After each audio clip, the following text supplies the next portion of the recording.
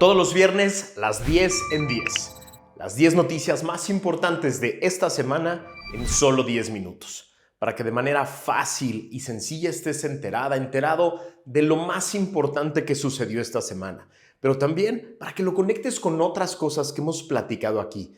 Porque de eso se trata, entender la realidad completa, para formar tu propio criterio. Porque estamos en la elección más compleja y en la más importante de nuestra historia democrática. Vamos a definir entre dos sopas y es importantísimo tener claro qué implica cada una de las dos, a qué país nos lleva cada una de las dos, y de eso nos vamos a encargar aquí.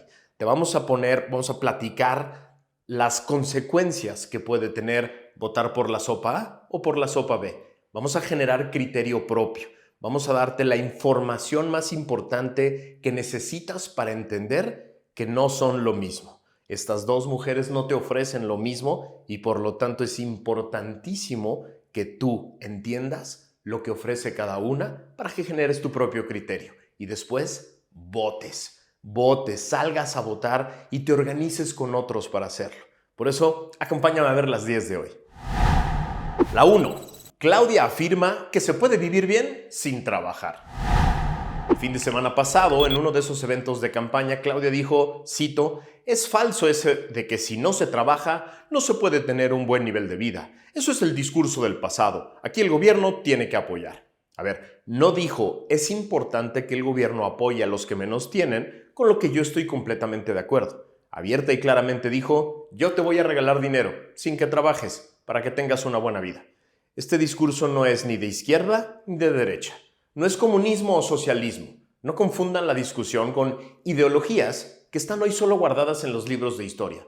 Esto es populismo puro y duro. Es la compra del voto barata a través de la promesa carísima de si votas por mí, te voy a regalar dinero para que vivas bien. No tienes que hacer nada, no tienes ni siquiera que trabajar. Yo te voy a regalar dinero. Olviden de dónde lo van a sacar, que ya es suficientemente grave. Olviden la tara ideológica que está detrás de esta propuesta que burdamente busca comprar el voto a través de regalar dinero. Detengámonos en el insulto que implica robarle a los mexicanos la dignidad que da el trabajo. Tenemos que detener este populismo que nos está saliendo carísimo. La 2. A Saldívar lo empinó el presidente y enfrentará a la justicia. En el episodio 168 de Factor Kaiser del 21 de febrero de este año, platicamos de cómo el presidente empinó a su empleado, al exministro Arturo Saldívar. En su mañanera del 21 de febrero, López reveló que, cito, cuando estaba el ministro Saldívar de presidente de la Corte, había más recato. Todavía cuando había un asunto así de ese tipo, nosotros respetuosamente interveníamos. El 1 de marzo lo volvió a empinar después de más de una semana de escándalo. Cito al presidente López. Era para casos así muy especiales de Estado que se decía, hable con el juez, pídale que evite el caso, nos va a meter en un problema. Una confesión abierta y pública del titular del Ejecutivo en dos mañaneras diferentes de cometer los delitos de tráfico de influencia, obstrucción de la justicia y contra la administración de justicia. Pasado 9 de abril, la ministra Norma Piña, presidenta de la Suprema Corte, recibió una denuncia anónima contra Saldívar y otros exintegrantes del Consejo de la Judicatura Federal por actos cometidos entre el 2019 y el 2022. Justicia poética que le llaman. El titular del Ejecutivo, que corrompió al titular del Poder Judicial durante años, fue el que destapó el escándalo con sus dos confesiones. Hoy, al puro estilo del obradorato, se hacen las víctimas de una persecución política que salió de casa. La 3. El clan delictivo de Saldívar para manipular la justicia. Gracias a una nota del periódico Reforma del miércoles pasado, nos enteramos de cómo funcionaba el clan delictivo en torno a Saldívar según la denuncia. Según esta investigación que inició el Poder Judicial contra el exministro Arturo Saldívar, jueces y magistrados llegaban al piso 14 del edificio del Consejo de la Judicatura en Insurgente Sur sin saber el motivo por el que habían sido citados. Los pasaban a una sala y Carlos Alpizar, mano derecha de Saldívar, ponía sobre la mesa la línea que debían seguir los juzgadores para resolver una vinculación a proceso, un amparo, una suspensión o una sentencia en casos de interés para el gobierno. Por la buena, Alpizar ofrecía a cambio asignarles adscripciones favorables a los jueces y magistrados, beneficios políticos como su inclusión en las ternas para consejeros de la judicatura, ratificaciones en el cargo, cursos en el extranjero y hasta dinero. Por la mala, esas reuniones se convertían en abiertas extorsiones, con amenazas de cambios de adscripción, inicios de procedimientos de responsabilidad administrativa o suspensiones al cargo. También hubo reuniones en restaurantes caros y en un rancho propiedad de Alpizar, aparentemente en el Estado de México, para darles indicaciones sobre los casos relevantes que se tramitaban en la Ciudad de México y el Centro de Justicia Penal del Altiplano. De acuerdo con el anónimo indagado por el Consejo de la Judicatura, Alpizar también organizaba reuniones entre juzgadores y funcionarios de las Secretarías de Gobernación y la Defensa Nacional bajo el pretexto de sensibilizarlos. Hágame usted el favor. Yo hago un enfático llamado a toda la comunidad jurídica a finalmente asumir la responsabilidad que tenemos los abogados con la justicia. Abogados, litigantes, jueces, magistrados que tienen datos o pruebas de esta corrupción deben acercarse a la Suprema Corte y colaborar con esta investigación para que acabemos con esta asquerosa impunidad que reina en el país. Ya basta de impunidad, está en sus manos.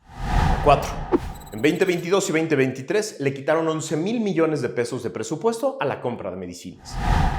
Gracias a una nota del periódico Reforma del miércoles nos enteramos de que el gobierno más inhumano y mentiroso de la historia redujo en 11,000 millones de pesos entre 22 y 23 el presupuesto que el gobierno destinó a medicamentos. De acuerdo con un análisis del presupuesto en salud rumbo a 2030 del Centro de Investigación Económica y Presupuestaria, CIEP, el gasto para medicinas pasó de 123,000 millones de pesos en 2022 a 112,000 millones de pesos en 2023, lo que representa una reducción de casi 9%. El informe apunta a que no solo deben verse los montos y las reducciones, sino los subejercicios y la incapacidad para comprar los medicamentos adecuados a tiempo y en las condiciones adecuadas. Esto es una mentada de madre. 11,000 millones de pesos en recortes a la compra de medicinas, mientras los proyectos faraónicos del presidente triplicaban sus costos y nunca tuvieron recorte alguno o falta de presupuesto. ¿Cuántas vidas se perdieron por ese recorte de 11,000 millones de pesos? ¿La salud de cuántos mexicanos y mexicanas se empeoró en esos 2 años por no tener las medicinas a las que tenía derecho? Nunca olvides, no olvides el desabasto de medicinas. Vota. 5. Miente el gobierno para mantener la prisión preventiva oficiosa. Gracias a una nota de la plataforma Animal Político del miércoles pasado, nos enteramos de que la señorita alcalde, quien cobra como secretaria de Gobernación, pero que en realidad trabaja como vocera de la campaña de Claudia, volvió a mentir en la mañanera. Advirtió en la conferencia mañanera y en una carta a las ministras y ministros que 68,000 personas podrían quedar en libertad si la Suprema Corte de Justicia de la Nación invalida la prisión preventiva oficiosa. Pero especialistas consultados por el sabueso de Animal Político aclaran que no habría una liberación automática de todas las personas detenidas. Es decir, mintió para espantar. Si se invalidara, ya que la Suprema Corte tiene previsto discutir en los próximos días su aplicación en el país, jueces o tribunales tendrían que revisar cada caso que se solicite para determinar si las personas que siguen presas o se les aplica otra medida cautelar. Quedaría la opción de aplicar prisión preventiva justificada y otras 13 medidas cautelares. Eso mientras se resuelve su situación jurídica y a partir de que las autoridades que las acusen sustenten adecuadamente qué nivel de riesgo hay en el caso. Mentir para mantener la farsa de la seguridad vía personas en la cárcel sin juicio, que normalmente son personas pobres que no tienen cómo defenderse. Eso no es justicia, eso no es seguridad, eso es miseria política. 6. La señorita de la voz angustiada niega en la mañanera la crisis del agua en la Ciudad de México. El miércoles pasado, en esta infame sección de las mentiras del obradorato que conduce la señorita de la voz angustiada en la mañanera, dijo abiertamente, la cito, la supuesta crisis de agua provocada por una supuesta contaminación de un pozo. ¡Qué barbaridad! En una de esas peroratas de varios minutos que se echa, se quejó de que varios medios de comunicación han hecho reportajes, columnas y debates sobre el tema y se quejó de que todo es para atacar al gobierno. Haciendo gala de toda la irresponsabilidad que caracteriza a este gobierno, generó la idea de que no hay escasez de agua y de que no está contaminada el agua de la Ciudad de México y que no ha habido consecuencias a la salud de los mexicanos. Así. El exdirector de la Comisión Nacional del Agua, José Luis Luege, informó que técnicos de Pemex confirman que es diésel, la sustancia que se mezcló con el agua que desde hace más de 15 días consumen vecinos de algunas colonias de la alcaldía Benito Juárez de la Ciudad de México. José Luis Luege Tamargo también se refirió a la intensa sequía que afecta a México informó que en la actualidad el nivel del sistema Cutzamala está en niveles alarmantes. Su capacidad para abastecer el Valle de México ya no da, lo que amerita una declaratoria de emergencia del gobierno federal que no ha hecho nada. Dijo porque no tiene dinero para desastres naturales. Sí, desaparecieron el Fonden. Que lo entiende el gobierno. Negar una crisis no es la manera de resolverlo. Ya estuvo de mentir para evitar afectaciones electorales. Esto, además, en detrimento de la salud y la seguridad de toda la población. No te vayas a olvidar de esto. Vota. La 7. Al puro estilo del obradorato, el gobierno de la Ciudad de México acusa sabotaje en el agua contaminada. Como era de esperarse y todos sabíamos, al puro estilo del obradorato, antes de hacerse responsables y resolver el problema, el gobierno de la CDMX ya gritó complot.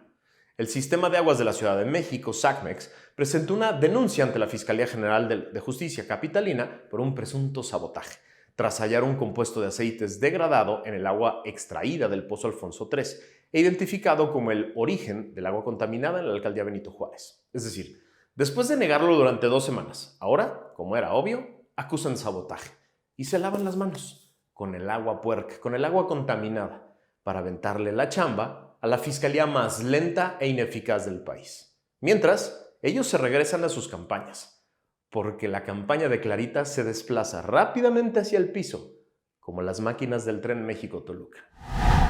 La 8. Las trampas de Morena en el atraco legislativo a las Afores.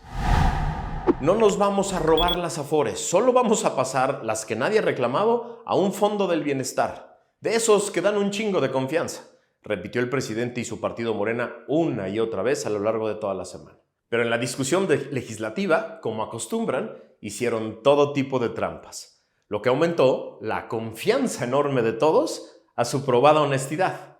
El miércoles pasado, la Cámara de Diputados tuvo que suspender la discusión de la reforma para crear el Fondo de Pensiones para el Bienestar, después de que la bancada del PAN denunció modificaciones al dictamen aprobado el lunes pasado, el lunes 15 de abril, por la Comisión de Seguridad Social. La oposición alertó de la gravedad de que un dictamen sea diferente al aprobado y tenga más de 10 cambios, por lo que le exigió una revisión de manera urgente al presidente. Fue un errorcito, dijeron Mier, empleado del López en la Cámara de Diputados, y luego lo confirmó la gerente de Gobernación, la señorita alcalde. El Fondo de Pensiones para el Bienestar, con el que ofrecen copetear las pensiones, también se financiará, no te rías, con los recursos obtenidos por el Instituto para devolverle al pueblo lo robado, así como las utilidades de las empresas como el Tren Maya, Mexicana de Aviación y el Transísmico. A esto se sumarán los terrenos del Fondo Nacional de Fomento al Turismo, Fonatur. Si tú le sigues creyendo a Morena, ya no podemos hacer nada por ti, neta, ya no hay nada más que te pueda explicar. La 9. Le siguen saliendo propiedades a Nale. Gracias a una nota del portal Latinus, nos enteramos de que el empresario veracruzano Arturo Castañé presentó este miércoles pasado ante la Fiscalía General de la República una denuncia contra Rocío Nale, la candidata de Morena a la gubernatura de Veracruz, y su esposo, José Luis Peña Peña, por los delitos de corrupción, enriquecimiento ilícito y uso indebido de atribuciones.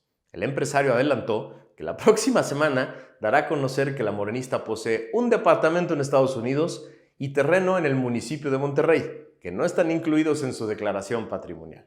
Hasta el momento le han salido a la señora propiedades valuadas en más de 100 millones de pesos que amasó en los últimos 10 años, en los que solo declaró ser funcionaria pública. Si se descuida Bartlett, Rocío Nale le va a rebasar como potentada terrateniente del obradorato. Veracruzanos, no chinguen, carajo, ya pónganle un alto a esto con su voto. La 10. En 50 ciudades aumenta la percepción de inseguridad. Todos los datos duros apuntan a un catastrófico fracaso en materia de violencia e inseguridad del obradorato. A pesar de eso, López presume que todo funcionó de maravilla y Claudia te quiere imponer un segundo piso de ese fracaso. Gracias a una nota del periódico Reforma de hoy, nos enteramos de que la percepción de inseguridad aumentó en 50 ciudades del país durante el primer trimestre de este año. De acuerdo con la Encuesta Nacional de Seguridad Pública Urbana del INEGI, en 14 de esas ciudades hubo cambios estadísticamente muy significativos a la alza respecto al diciembre pasado. Entre dichas ciudades están Tijuana, Baja California, donde la percepción de inseguridad pasó de 62% a 73%. Ciudad del Carmen, pasó de 47 a 60. Colima, de 70 a 81. Chihuahua, de 50 a 59. El indicador también tuvo aumento importante en Iztapalapa, Ciudad de México, que pasó de 62 a 72%. En Chilpancingo, 76 a 87. Pachuca, 38 a 53. Tlajomulco, Jalisco, 62 a 72. Nesa, 58 a 69. Cancún, de 74 a 82. Nadie, presidente, se siente seguro en este país. Nadie se siente seguro. Carajo, ya deje de mentir.